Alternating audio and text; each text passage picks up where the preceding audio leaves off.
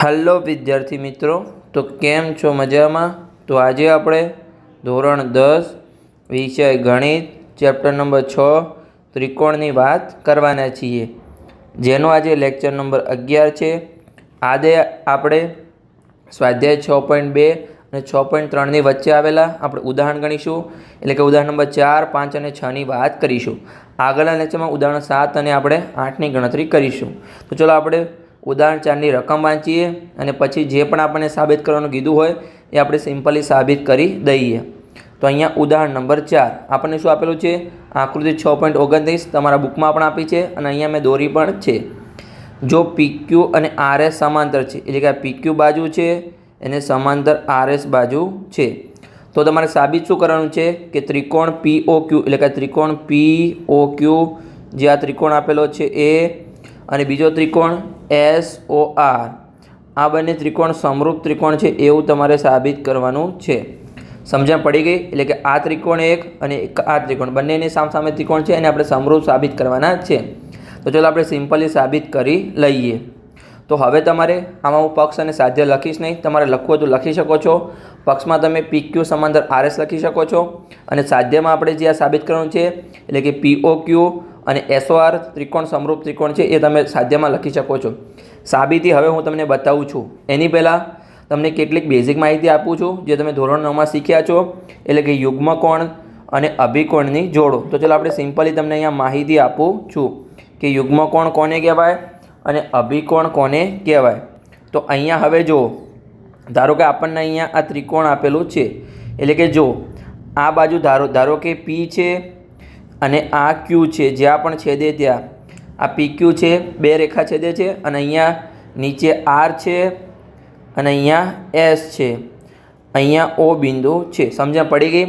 હવે જો આપણે જે ઝેડ આકાર બનાવે, ધારો કે PQO નીચે શું છે S અને R, આ ઝેડ આકાર બનાવ્યો, ઉલટો ઝેડકો અથવા સળવો ઝેડકો જે પણ તમારે ઝેડ આકાર બનાવે છે, ઝેડની અંદરની જે ખૂણો હોય આ ખૂણો P અને ખૂણો S, આને યુગ્મકોણ કહેવાય અને બંનેનું માપ સરખું હોય છે। પછી આપણે જોઈએ કે બીજો ઝેડ આકાર આપણે જોઈએ સરખી રીતે। તો ચલો આપણે જે રિમૂવ થઈ ગયું છે ફરીથી દોરવાનો પ્રયત્ન કરીએ અને આપણે તમને ફરીથી બતાવું છે કયો ફરીથી ઝેડ આકાર છે। હવે જો આપણે આવી રીતે બીજો ઝેડ આકાર છે જેને આપણે સીધો ઝેડ કહીએ છીએ, એમાં પણ જુઓ આ ઝેડ આકાર બની ગયો। હવે જેની અંદરના ખૂણા છે એટલે કે ખૂણો Q અને ખૂણો R, આ બંનેનું માપ સરખું હશે। કેમ? કે બંને યુગ્મકોણો છે, ઝેડ આકાર બનાવ્યો છે એટલા માટે। હવે આપણે જોઈએ કે અભિકોણો કોને કહેવાય। ધારો કે બે રેખાઓ છેદે છે, જો આ બે રેખાઓ આ QR અને PS રેખા છેદે છે, તો એના સામસામેના ખૂણાને અભિકોણો કહેવાય અને બંનેનું માપ સરખું હોય છે, એટલે કે આ બંને ખૂણા સામસામેનું માપ પણ સરખું છે અને આ ખૂણાનું માપ પણ સરખું હોય। સમજણ પડી ગયા એટલા સુધી? તો બસ હવે આપણો દાખલો અહીંયા પૂર્ણ થઈ ગયો છે, ખાલી આપણે સિમ્પલી સાબિત કરવાનું છે। હવે સ્ટેપ બાય સ્ટેપ લખવાનું છે અને આપણે લખી દઈએ। ચલો હું તમને સમજાવું છું।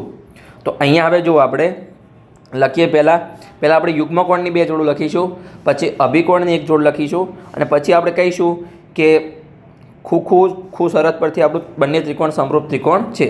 તો ચલો આપણે સાબિત કરીએ સિમ્પલ રીતે। તો અહીંયા લખીશું કે અહીં PQ સમાંતર RS ને છેદતી રેખાઓથી યુગ્મ કોણની જોડ બને છે। જો આ PQ સમાંતર છે, PQ અને RS બંને સમાંતર છે, આ PQ અને RS એને છેદતી રેખા એટલે કે આ PS એને છેદે છે અને આ QR પણ એને છેદે છે। સમજણ પડી ગઈ? હવે ઝેડ આકાર આપણે જોઈએ કે યુગ્મકોણ કેવી રીતે બને। આપણે સિમ્પલી રફ કર્વને રિમૂવ કરીએ અને આપણે જોઈએ। જો અહીંયા આ એક ઝેડ આકાર બને છે, તો એની અંદર આવેલા ખૂણા એટલે કે જે આવું બનતું હોય એની અંદર આવેલો ખૂણો P અને ખૂણો S સમાન હશે। કેમ? કે એ યુગ્મકોણની જોડ છે।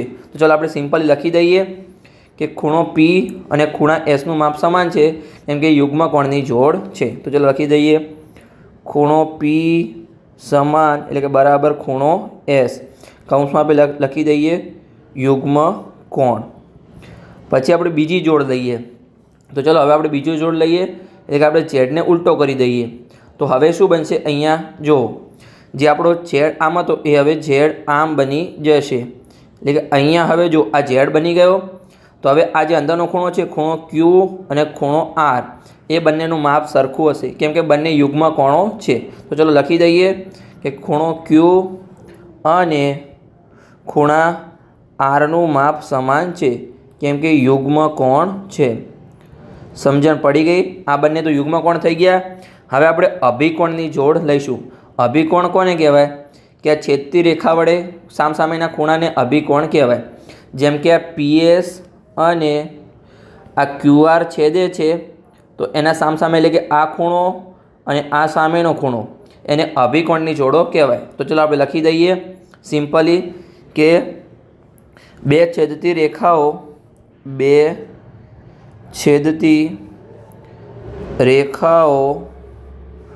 PS અને QR થી અભિકોણની જોડ મળે છે.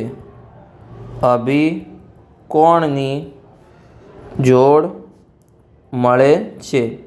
કયા કયા અભિકોણો મળે છે? તો અહીંયા જો આ એક અભિકોણ છે જેને આપણે POQ અને બીજો અભિકોણ છે ROS. સમજણ પડી ગઈ? સામસામેના ખૂણા.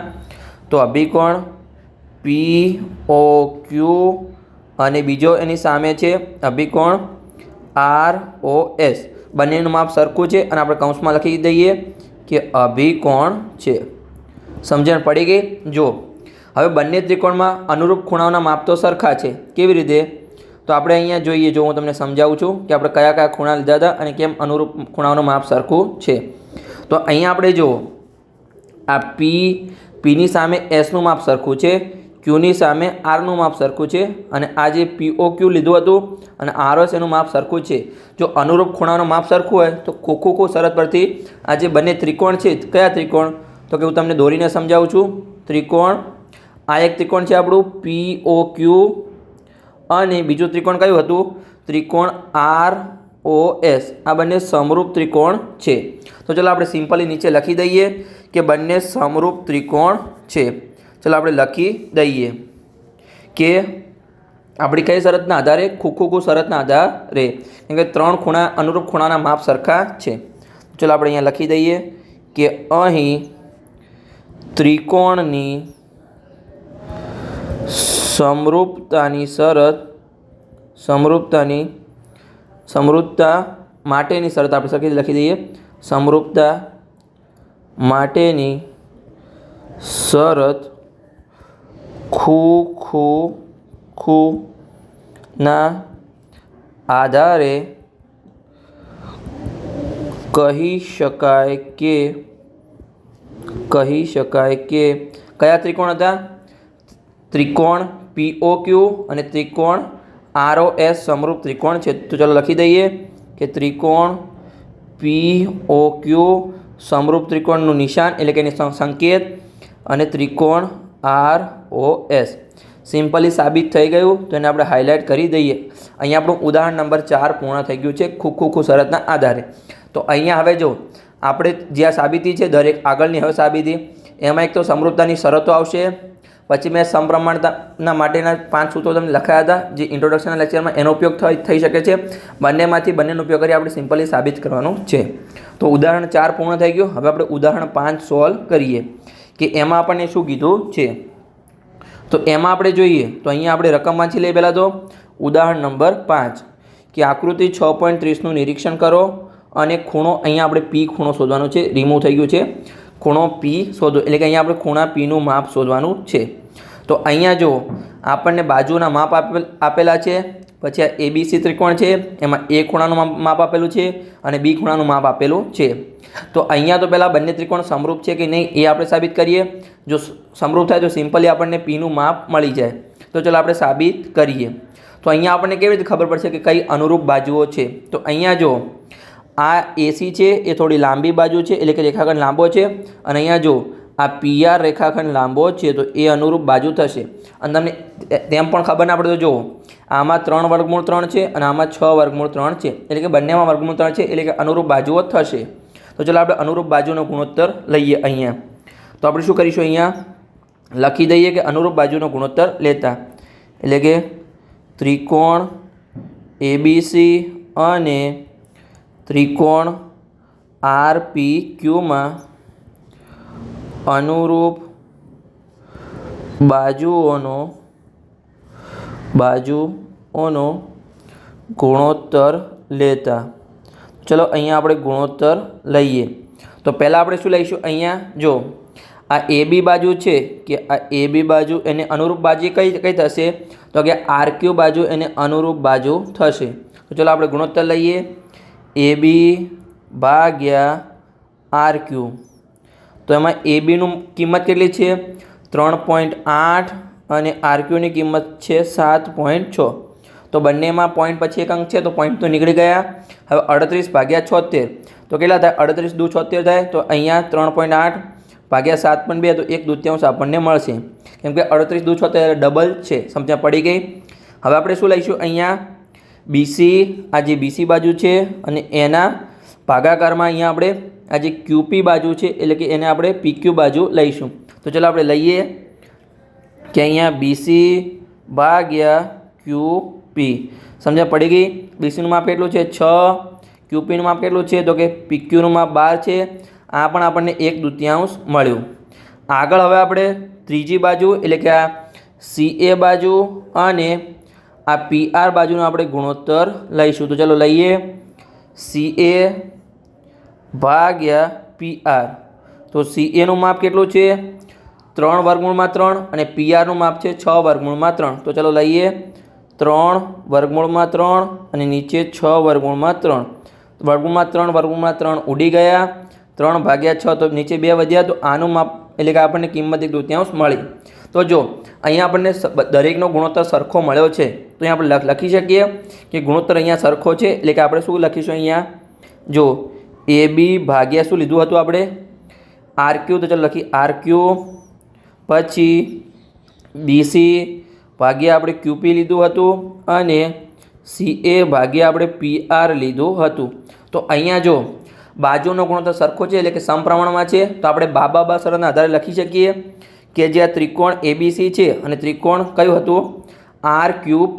એ બંને સમરૂપ ત્રિકોણ છે. તો ચાલો આપણે સિમ્પલી લખી દઈએ ત્રિકોણ એબીસી અને ત્રિકોણ RQP સમરૂપ ત્રિકોણ છે. તો ચલો નીચે આપણે લખી દઈએ, સિમ્પલી સાબિત કરી દઈએ. તો આપણે લખીએ, પેન ચેન્જ કરી લઈએ કે ત્રિકોણની સમરૂપતાની શરત બા એટલે કે બાજુ અને બાજુ સમપ્રમાણમાં છે. સમજણ પડી ગઈ? બા શરતના આધારે આપણે કહી શકીએ બાબાના આધારે કહી શકાય કે જે આપણે બે ત્રિકોણ છે એ સમરૂપ ત્રિકોણ છે. કયા કયા ત્રિકોણ હતા? ત્રિકોણ એબીસી અને એને સમરૂપ ત્રિકોણ કયો હતો? RQP હતો. જો RPQ આપણે લખી દઈએ કે ત્રિકોણ RPQ સમરૂપ ત્રિકોણ છે. તો હજુ આપણો પ્રશ્ન પૂર્ણ નથી થયો, આપણે સમરૂપ સાબિત નથી કરવાનું. આપણને જો પ્રશ્નમાં શું પૂછ્યું છે કે આપણે જે ખૂણો P છે એની આપણે કિંમત શોધવાની છે. સમજણ પડી ગઈ?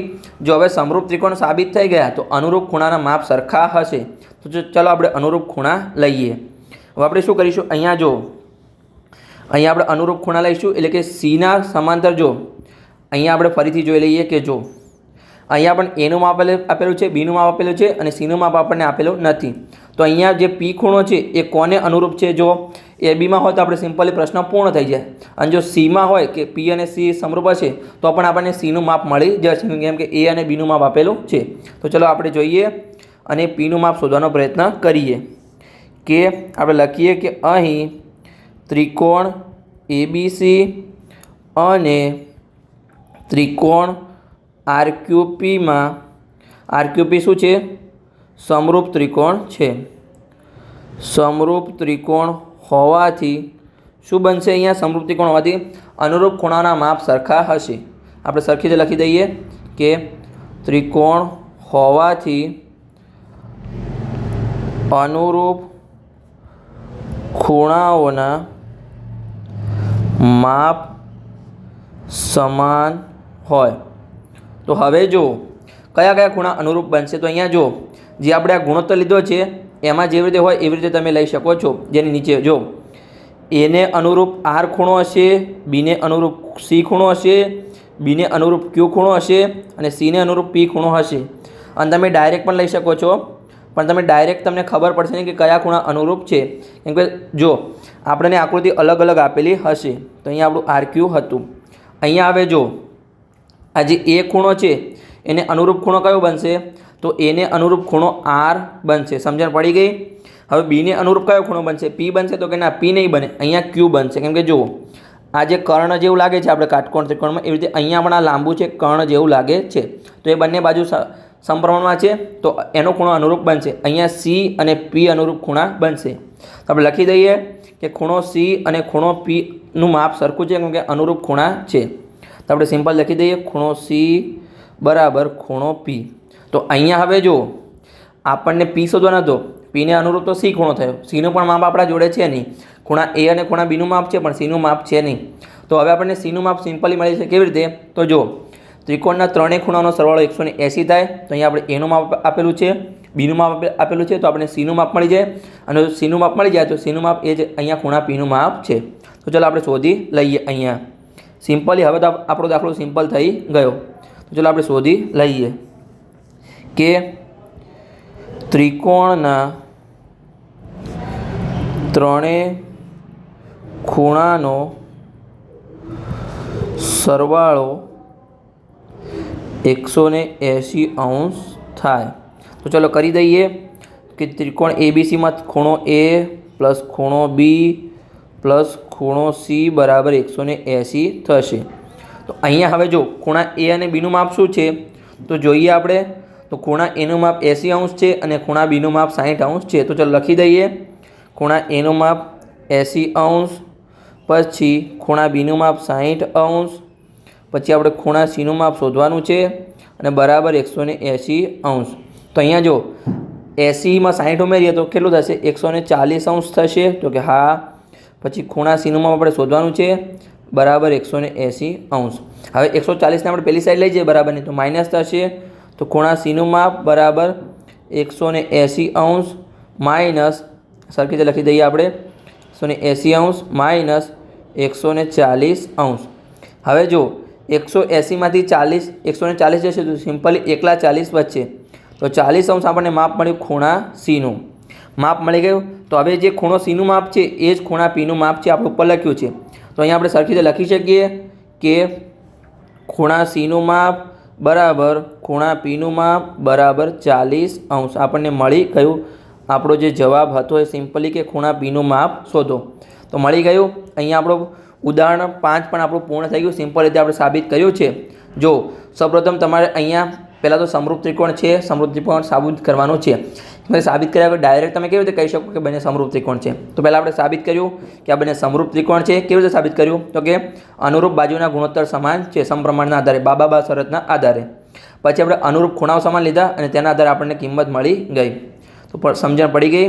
તો હવે આપણે ઉદાહરણ નંબર 6 સોલ્વ કરીએ. તો ચાલો આપણે એને પણ સિમ્પલી સાબિત કરીએ. ઉદાહરણ 6 તો નાનું જ છે, સિમ્પલી જલ્દી પૂરું થઈ જશે. તો તમે બસ હવે શાંતિથી ધ્યાન રાખો. આ આપણું છેલ્લું ઉદાહરણ છે. આગળ આપણે ઉદાહરણ 7 અને 8 આગળના લેક્ચરમાં કરાવીશું. તો અહીંયા આપણને શું આપેલું છે? રકમમાં જોઈએ કે આકૃતિ 6.31માં OA ડોટ બી એટલે કે ગુણાકાર છે. આ ડોટને આપણે ગુણાકાર કહીશું. OA ગુણ્યા OB બરાબર OC ગુણ્યા OD. તો સાબિત કરો કે ખૂણા એ અને સીનું માપ સરખું છે અને ખૂણા બી અને ડીનું માપ સરખું છે. તો ચલો આપણે સાબિત કરવાનો પ્રયત્ન કરીએ. તો સૌપ્રથમ તો અહીંયા આપણે રકમમાં શું આપેલું હતું જુઓ. અહીંયા આપણે લઈએ કે OA ગુણ્યા OB, જો આપણે રકમમાં આપેલું છે જોઈ લઈએ. OA ગુણ્યા OB બરાબર OC ગુણ્યા OD આપણને આપેલું છે. તો અહીંયા હવે જુઓ આ OCને આપણે બરાબરની આ સાઈડ લઈએ તો ભાગાકારમાં જશે, કેમ કે ગુણાકારમાં છે તો બરાબરની પેલી સાઈડ ભાગાકારમાં જાય. આ OBને આપણે પેલી સાઈડ લઈ જઈએ તો એ પણ ભાગાકારમાં જશે. તો ચલો આપણે કરીએ સિમ્પલી. તો અહીંયા શું થશે? OA ભાગ્યા OC બનશે અને અહીંયા શું બનશે? OD તો ઉપર છે જ અને આ બાજુથી OB આવશે એટલે કે OB નીચે ભાગાકારમાં જશે. સમજણ પડી ગઈ? તો જો આ સમપ્રમાણ વિભાજન થઈ ગયું. શાનું વિભાજન થઈ ગયું? તો કે અહીંયા જો OA આ બાજુ OA ભાગ્યા OC આ બાજુ છે એનું, અને આ જે OD બાજુ ક્યાં છે? તો કે આ OD બાજુ અને OB બાજુનું સમપ્રમાણ વિભાજન થઈ ગયું છે. એટલે કે બાબા શરત તો થઈ ગઈ છે. આપણે ખૂણો આપણે સરખો કરીએ તો આપણું બાખુબા શરતના આધારે આપણે સિમ્પલી સાબિત થઈ જાય. કેમ કે કોઈ બાબા શરત છે નહીં, બે બાજુની શરત નહીં, 2 ખૂણાઓની શરત છે, 3 ખૂણાઓની શરત છે, એક બાખુબા શરત છે. તો આપણે અહીંયા 2 બાજુ સરખી હતી, હવે ખૂણો આપણે સમાન કરવો પડશે. તો અહીંયા જો આ 2 જે રેખાઓ છેદે છે એટલે કે AB રેખા અને CD રેખાઓ, તો એ છેદતી રેખા વડે અભિકોણો બને છે. તો કે કયા કયા અભિકોણો? તો કે સામસામેના ખૂણા AOD અને COD બને છે. તો બંનેનું માપ સરખું હશે? તો કે હા. તો આપણને ખૂણો પણ મળી ગયો. તો ચલો આપણે લખી દઈએ સિમ્પલી આપણી ગણતરીમાં કે ખૂણો AOD અને ખૂણો CODનું માપ સરખું હશે. કેમ? કેમ કે અભિકોણો છે. હવે તો તમને સિમ્પલી ખબર પડી છે અભિકોણ કોને કહેવાય. 2 છેદતી રેખાઓ વડે સામસામે ખૂણા બનતા હોય ને આપણે અભિકોણો કહીએ છીએ, અને બંનેનું જે માપ હોય સરખું હોય છે. તો અહીંયા હવે આપણે લખી શકીએ કઈ શરત? બાખુબા શરતને આધારે આપણે લખી શકીએ કે જો આપણી આ એક બાજુ એટલે કે આ AO અને OCનો ગુણોત્તર છે, પછી આ ખૂણો અને પછી આ OD બાજુ છે. તો આપણે બાખુબા શરતના આધારે બંને ત્રિકોણ સમરૂપ ત્રિકોણ બનશે. ચાલો આપણે લખી દઈએ કે ત્રિકોણની સમરૂપતાની શરત, ત્રિકોણની સમરૂપતાની શરત. કઈ શરત આપણે અહીંયા લઈશું? બાખુબા શરત. બાજુ, ખૂણો અને બાજુના આધારે કહી શકાય કે ત્રિકોણ AOD અને ત્રિકોણ COB, સોરી અહીંયા B છે, આપણે અહીંયા D લખ્યું છે તો અહીંયા B આવશે. ત્રિકોણ COB એ બંને સમરૂપ ત્રિકોણ છે. પણ અહીંયા આપણે સમરૂપ ત્રિકોણ સાબિત કરવાનું હતું. તો આપણે જોઈએ રકમમાં કે અહીંયા રકમમાં તો આપણે 2 ખૂણા એટલે A અને Cનું માપ સરખું છે અને B અને Dનું માપ સરખું છે એવું આપણે સાબિત કરવાનું હતું. તો હવે શું થશે? અહીંયા જો આ બંને ત્રિકોણ સમરૂપ ત્રિકોણ છે, તેથી અનુરૂપ બાજુના ખૂણા એટલે અનુરૂપ ખૂણાઓના માપ સરખા હશે. તો આપણે લખી શકીએ. તો હવે આપણે અનુરૂપ ખૂણાઓના માપ સરખા છે એવું આપણે લખીએ. તો ચલો સિમ્પલી આપણે લખી દઈએ કે અહીં ત્રિકોણ AOD અને ત્રિકોણ COB સમરૂપ ત્રિકોણ હોવાથી